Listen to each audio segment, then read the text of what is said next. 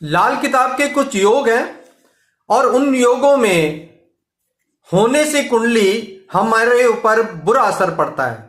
लेकिन साथ ही साथ कई बार ऐसा होता है कि हम बुरे कर्म करते हैं तो हमारे ऊपर वह योग और भी भारी होते चले जाते हैं।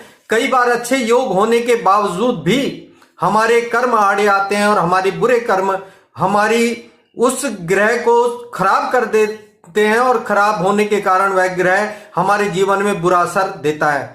जैसे कि कुंडली में अगर 11वें घर में सूर्य बैठा हो और वह व्यक्ति मांस, मछली, दारू ये सब नशे में जाता रहेगा या ये इनका सेवन करेगा तो उसकी जीवन पे बहुत ही बुरा असर पड़ेगा।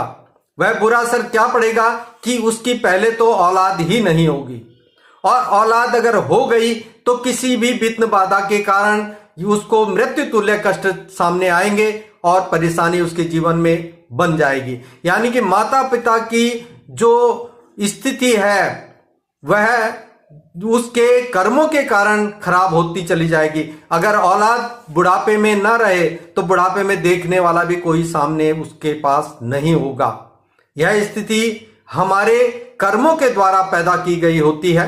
इसी तरह से सूर्य यदि 5वें घर में बैठा हो और उसी समय में बृहस्पति की दशा भी चल रही हो और व्यक्ति नॉनवेज खाने का शौकीन हो जाए, दारू पीने का शौकीन हो जाए, झूठ मारे या झूठ इस तरह का जो लाल किताब कहती है वह करने लग जाए तो उस व्यक्ति की पहले तो औलाद ही नहीं होगी और औलाद अगर हो गई पुत्र संतान तो वह होकर मर जाएगी। यानी कि ऐसी स्थिति उसके जीवन में पैदा हो जाएगी।